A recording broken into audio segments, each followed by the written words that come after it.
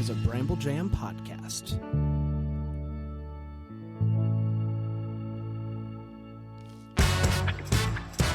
This week on Yo Gavel Gavel, if you haven't had insurance for 3 years but you claim you have, does that mean you have it? The Hot Bench is here to tell you haven't met your stupid deductible yet. And if you meet your lawyer at a McDonald's to sign a contract, can you be surprised that she's bad? Judge Jerry decides real people, Real cases, fake justice. This is Yo Gavel Gavel! Where's my gavel? Where's my gavel? Where's my gavel? There's my gavel. There's my gavel. Yeah. A little bit late on the gavel, but aside from that, I feel great about it. You can never be too early or too late on the gavel. That's I right. say. The gavel's always on time. It is always better to just gavel. Just gavel. No matter what. I hope you gavel. No matter what. That's I hope exactly. you gavel. When you Was that a... hope you dance? Oh, okay. It kind of sounded like, and now I'm happy. Oh, okay. I hope I gavel. Gavel on with you, feel like Friday's here at last. Thank you. Hi, everybody. Welcome to Yo Gavel Gavel. Oh, man, it's so good to be here. A weekly show where Dan and I each watch a courtroom show. Yeah. And we explain it to one another. I didn't watch Dan's. Dan didn't watch mine. Some people say the perfect podcast doesn't exist. And I say, Have you heard about Yo Gavel That's Gavel? exactly right. And speaking of, have you heard about Bramble Jam Plus? I have. Bramble Jam Plus is, I think, where people, I don't know, people are getting their money's worth. There's some buzz. That's exactly right. Lots of buzz, because there's very few things in life where you feel like I'm really getting what I pay for here. Right. And Bramble Jam Plus is that thing, because for less than $5 a month, if you sign up for a year, you're going to get all of the Bramble Jam shows completely ad-free in one central feed. So if you love multiple Bramble Jam pods, which we hope that you do, the best way to support the show and also support your ears. That's how you support your ears. It's good ear support. It's good ear support because you don't have to sit through the ads. That's right. You know what I'm saying? That's right. BrambleJamPlus.com is the way to do that. I love it. Dan, I believe we have two different cases. We always have two different cases. two different judges. Yeah. Actually, I think we have 4 different judges today, if you will, because you did Hot Bench. Hot Bench. I did Judge Jerry. Yeah. Hot Bench, for those of you maybe Hot Bench virgins out there, Hot Bench is a court show that has... I did see them live, though. Hot Bench versions? Yeah. That has 3 judges for the price of 1. Dan, we flipped a coin backstage, and you got it right. You got heads. It was heads. Do you want to go first, or you defer to the second half? I'm going to go first. My case is the dumbest. Okay, I love dumb cases. It is not... You don't need a law degree to figure this bad boy out. All right, okay. It is just... the only thing you might get wrong is the amount. Aside from that, you're going to get this right. It's absurd that this made it to television, but here we are. The Hot Bench has 3 judges: Tanya, Michael, Patricia. Michael. Yeah, you a big Michael fan? I'm a Patricia fan. Patricia, the old New York, because just she's sassy. awful. Yeah, Patricia's she's awful. terrible. Yeah. There's not room for the judges to be awful here. We have Anna Malin, who is suing I don't want to say her name wrong. Shaquille O'Neal? Shaquille O'Neal, no. Her Miss Hopkins is what they call her for most of the show. Yes. For $1,418 in car repairs. How much? $1,418 in car repairs. Okay. Anna Malin says that she was going 15 to 20 miles an hour through an intersection, and Miss Hopkins ran the red light, hit the car, and they had a police come out. She doesn't have insurance, and so she had to pay out of pocket. She promised she would, and then she never did. She gave a bunch of excuses, and so here we are. All right. Pretty straightforward. Hopkins says, they go to Miss Hopkins first, and she goes, none of that's accurate. I was in the intersection when the light was yellow. She wasn't even driving. Her boyfriend was driving. I did have insurance, but it wasn't my fault, and so the insurance wouldn't cover the amount for $1,418. If it's not my fault, the insurance doesn't have to pay. Okay, great. So Tanya dives in and starts back with Anna Malin and says, Miss Malin, were you driving the car? No, I was not driving the car. Wasn't driving it. Okay. Who was driving it? My boyfriend was driving it. Okay. Well, were you in the car? Were you on your phone, or did you see the whole thing happen? I saw the whole thing happen. I wasn't on my phone. We were coming back from Lowe's, and this is this is what happened. And she goes, well, why is your boyfriend was driving? Why isn't he here? That's right. He could give us an eyewitness testimony. And she says, he was unable to come on such short notice. So I don't know. How quickly are they calling people in for Hot Bench? Turning around really like, they're just like, we just heard about a case. It's like the first time that we went on GMA and we had less than 20. It's like, hey, we're going to fly you up tonight and you're going to be on tomorrow morning. We had 12 hours. That's the Hot Bench guarantee. Yeah, the Hot Bench is like, there was an accident yesterday. She's not paying. Get them in. There's no That's way why they call it the Hot Bench. These are hot cases. Hot cases. Didn't even give her a chance to pay. So he's not there. And she says, well, tell us what happened in your recollection. Good for us. She has a map. She has a giant map of this intersection with cars that she can move around because that's necessary for this particular case. I love that. And she says, I'm going here. She's like, you sure you weren't speeding? She goes, Your Honor, there's a police station on the corner. We were not speeding. I put a giant P on top of it to let you know what it is. Just to make sure you know what it is. There's sirens we've attached that will actually go off as we continue. We were going 15 to 20 miles an hour. We had just come from Lowe's. We were headed home. What'd they get at Lowe's? They said, oh, you were trying to get home quick so your boyfriend could paint the house. She said paint wasn't involved. That's all she said. So we don't know what it was. So we pivot to Miss Hopkins. Miss Hopkins says, listen, I was coming home from work.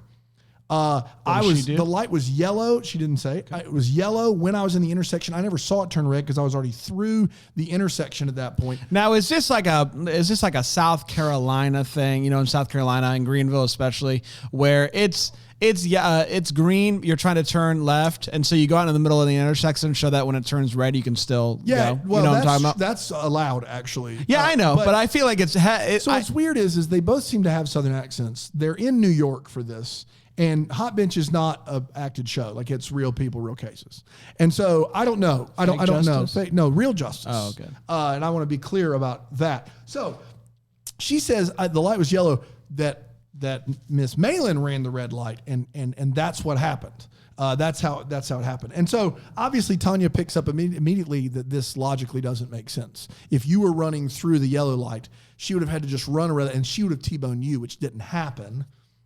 You know, so we've got that going against us. And then she said, but I do have insurance. And then she said, all right, Miss Malin, so you say that this was her fault. Did the police give her a ticket? And Miss Malin says, the police did give her a ticket for running a red light.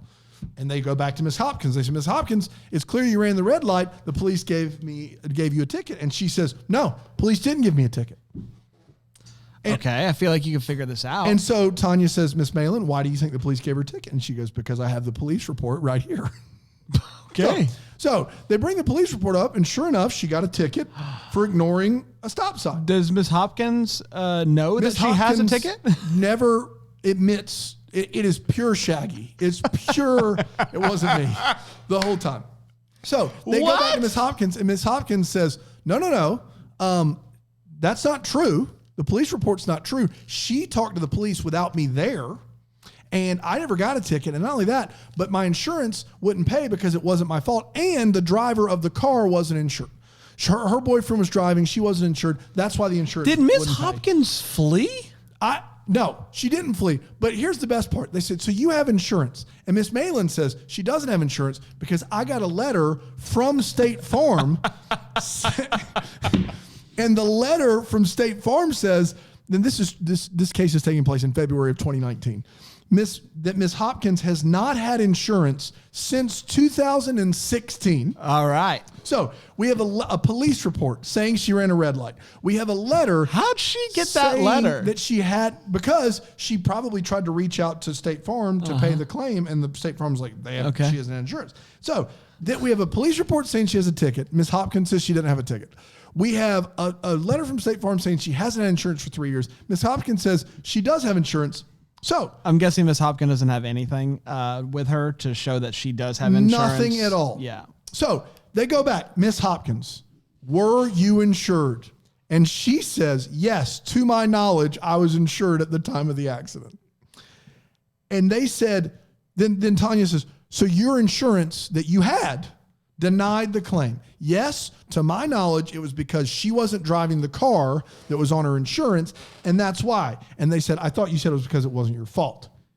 And she says nothing to that.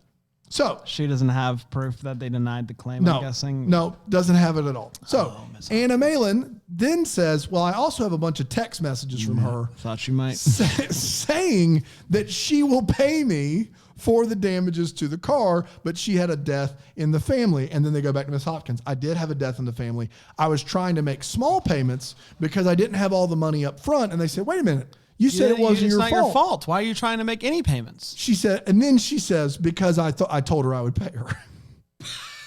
I'm not making it up. So she said, and then Miss Malin wouldn't accept small payments because she said her mechanic wouldn't fix the car without having the payments in full. And so I just stopped paying altogether. And then they said, Does your mechanic make you pay before they do work? No. Miss Hopkins, you say in this text message that you're liable for the damages. You said you'd pay her back. Why are you saying that you don't have to pay her back now? And then Miss Hopkins goes to that old bag of tricks, which is repeating the same thing again. Again, she says, it wasn't my fault. The insurance said that the driver wasn't covered, and that's why I don't have to pay. And Tanya stops her mid-sentence and says, you haven't had insurance for 3 years, to which Miss Hopkins says nothing again. She never admits to not having insurance, not once. And at this point, Patricia jumps in. Ma'am, you ran a light. You hit this woman. In your dreams, you'd like to be insured. In reality, you're not, and you haven't been for 3 years. Why are you not admitting this? Why are you not admitting the fact that you don't have insurance? And then at this point, Miss Hopkins, when faced with that question, could very well be honest and say, Your Honor, I don't have insurance. But she does not do that. Instead, she is asked point blank for the third time, why don't you have insurance? And she responds with, I was getting money to pay her. It was taking too long. And she was being rude in her text messages. So now she's going there. And Patricia stops her when she says she's being rude and says, because you don't have insurance. Because you don't have insurance. That's the problem here. You don't have insurance. That's what's going on here. And Judge Michael, who's heard all this and just been quiet, just says, bailiff, what's the blue book value on the car? So this is the first thing we have in Ms. Hopkins' favor. The bailiff, which apparently has the blue book memorized on her iPad, she's like, so the car is 15 years old, and it's a base model car, and the car is only worth $1,247 blue book value of the car, $1,247. The payments, the mechanic, and to fix it, the receipts are $1,418. And then Michael says, I just have one question. That's what she's suing for, right? She's suing for $1,418. The car's only worth $1,247. How much has she paid, though? None. She hasn't paid it. Because she wouldn't accept less than the full amount. Okay. Yeah. So Michael does ask one question. What does a yellow light mean? Ms. Hopkins says it means caution. And he said, you didn't show any caution. I think you were 3 cars behind. You sped up and you ran a red light. And she said, but if I'm in the intersection, I have the right of way. And he says the right of way does not trump caution, which I don't know how legal that is. But then they go to deliberate. Here we go. Well, you said that, I mean, obviously, Ms. Hopkins. Come on, man. So you love it when someone comes prepared because it just it makes the other person just look so dumb. Yeah. Oh, yeah. It wasn't. You said I'd get it. I obviously get it. You said the biggest hang-up's going to be the money. I personally believe that she should have to pay the full amount that she's being asked to pay because she said she'd pay it. She was dumb enough to say that she would pay it, and she admits to that in court. Yep. So I would give, even though it's more than what the car is worth, she said she'd pay it. Yep. She wasn't smart enough to say, I'll pay you the amount that the car is worth. Or to get a second opinion on what the car should be. She said that she would pay it. She's dumb. She should pay it. I don't care what the car's worth. So Hot Bench is going to agree with you, but after some deliberation, they are basically trying not to laugh about this case the whole time. Like, it's clear she did it. It's clear she doesn't have insurance. And they get to this part about the blue book value. And the only discrepancy is 1418 versus 1247. And Patricia goes, I'll just give her the blue book value. And Michael says, I'm inclined to give her the full amount because she didn't have insurance and she said she'd pay it. Tanya agrees with Michael. Patricia goes, you know what, whatever. So they give her the full amount. And Yeah, I was right. Boy, that was dumb.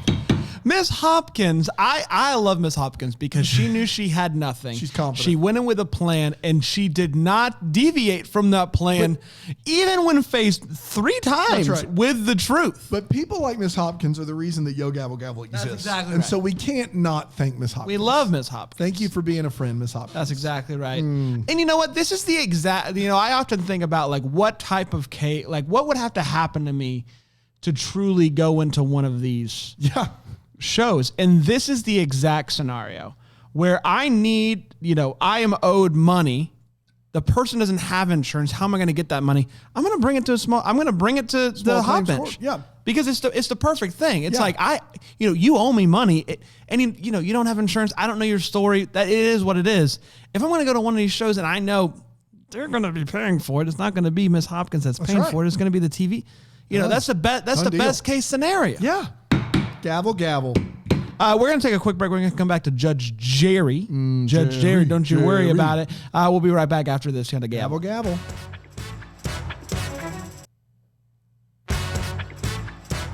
Jerry, oh, yeah. Jerry. It's time to go to Jerry. My case is it's a little bit more money than 14-18. Usually the Jerry is they're more money on Jerry. It's just the way things work. Rebecca Tiappo. Yeah, there's no way you're saying that right. Tieppo.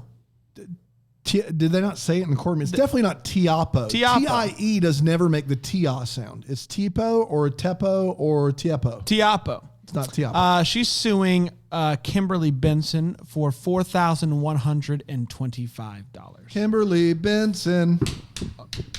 You could try. Rebecca is a lawyer.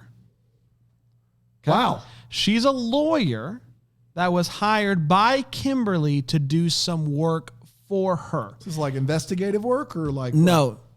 So Kimberly had some parole issues. Okay? As you do. And Kimberly hired Rebecca to kind of try to figure that out for her, all the legal stuff, blah, blah, blah.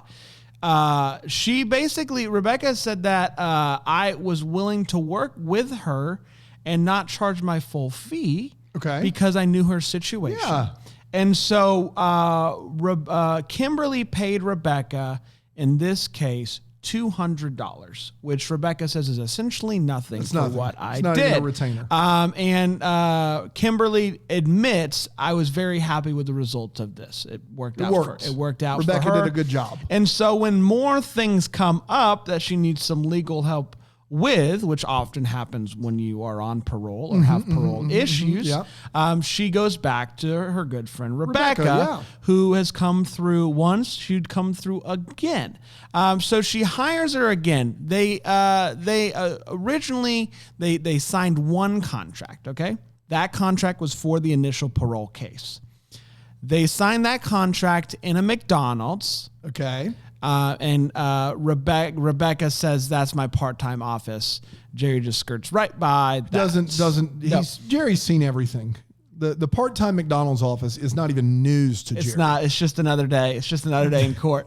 And so they signed this contract, and in this contract, it basically says, this is the case that you're hiring me for, the parole case. Okay.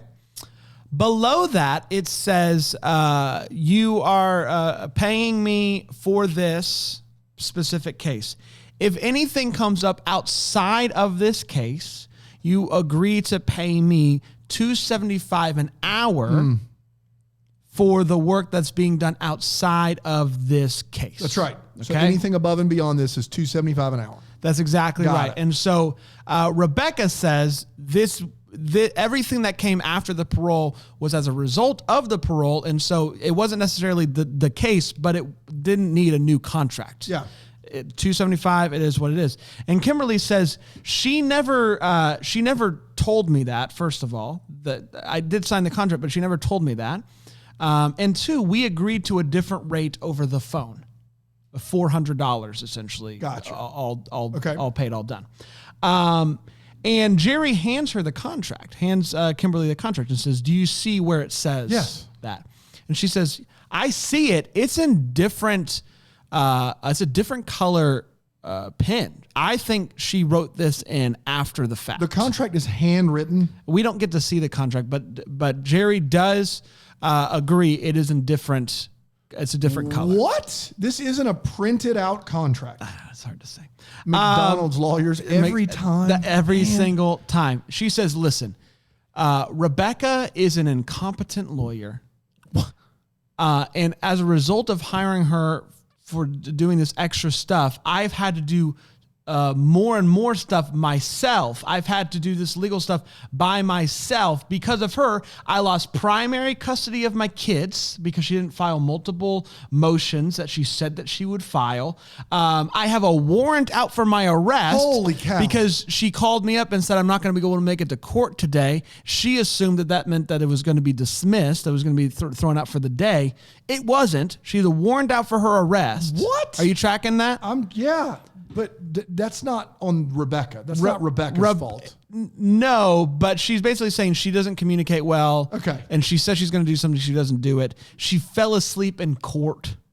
What? Do they have record of that? Rebecca says all of this is untrue. Everything that I just told you is untrue. Now, she says that she helped Kimberly fill out the motions and the forms, but it was on her to then turn those in because I wasn't really working for her. I was doing that as a favor. I'll show you because it's a lot of legal jargon. And it would cost her more money. Yeah, I was trying to be nice, help her out, and then she says that I didn't turn those in. I never said I was going to turn them in. It's up to her to turn it. So Rebecca says that Kim owes me for 15 hours worth of work. Wow.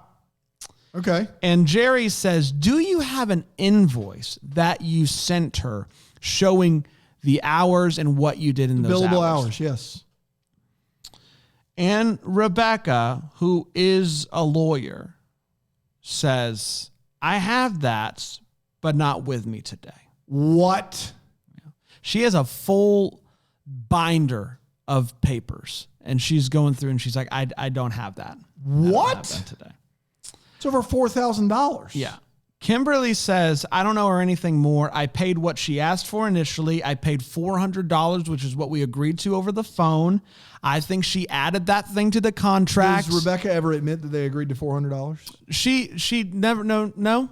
She's just kind of like, no, like this is what the contract says. Kimberly admits that Rebecca did more work for her. She did more work for her, and that's not disputed. Yeah. It's and that's what she paid the other $400 for was the work. She thinks that she has paid what she is supposed to pay her, and she believes that any work that she doesn't even think that she should have paid her the $400 because of the amount of work that she's had to do due to Rebecca's apparent incompetence as a lawyer. And so Rebecca laughs at her, says everything that she's telling you about me is untrue. I'm a good lawyer. I'm good at what I do. And I helped her out. She owes me 15 hours worth, and it is time for Jerry to rule. Okay, so both of these people deserve each other, first of all. It's clear. Second of all, I wish they could both somehow lose money out of their personal checking account. But third of all, and this is important, Rebecca, you're a lawyer. Yeah. But instead of actually doing lawyer things, you're at McDonald's handwriting contracts. I am sorry. It's unclear if it was like a darker shade of printer ink and then a lighter shade, whatever. I don't care. Jerry makes it clear it is a different color. Yeah, that's all I need to know. Because in the courtroom of Judge Dan on Yo Gavel Gavel, I have judged your lawyership and it has come up wanting.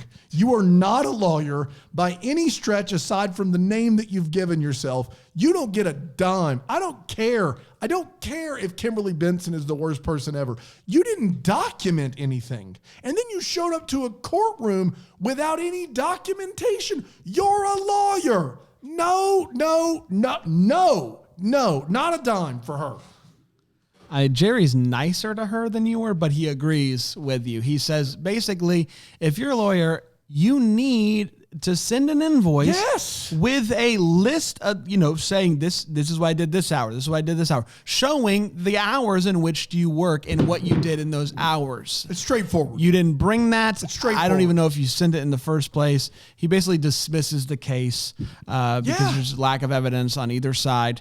And the interesting thing is, Jerry's like, Kimberly, you should have tried to sue her. Like, if you think that she did all, if you believe that she was supposed to file those motions and it cost you more money after that because she didn't, you should have sued her. For sure. And so that's where we are. Jerry Gavel, drops the gavel. I love it. And off they go. We gavelled again. We did gavel again, and we're going to gavel some more next week. Don't you worry. No, please don't worry. I don't know why you would worry like Adam. Yeah, it's nothing to worry about. It's just a podcast where we talk about TV courtroom shows. It's But we would stuff. love for you to leave us a review on the Apple Some people say podcast. they can't start Fridays without it. Really? Yeah, can't start Friday without the gavel. What happens if they don't? They just don't. They make it another Monday. Time stops. They go to work on Saturday. Wow. Yeah, they just keep going. That is unfortunate. Gavel so I would encourage you. horses. I would encourage you to subscribe. I would encourage you to leave a review, and I would doubly encourage you to send this podcast to someone that you love, because I think we all need some. We all need some gavel. We need in our it. lives. We need it right now. Some gavel. We're gonna be back next week, and until then, I hope that you guys have a wonderful weekend. And if you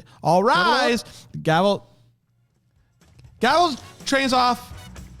Yo, Gavel. Gavel's a Bramble Jam podcast recorded live in Greenville, South Carolina at the Bramble Jam Podcast Network Studios. It's produced by Brandon Gray. For more information, you can go to bramblejampodcast.com/gavel.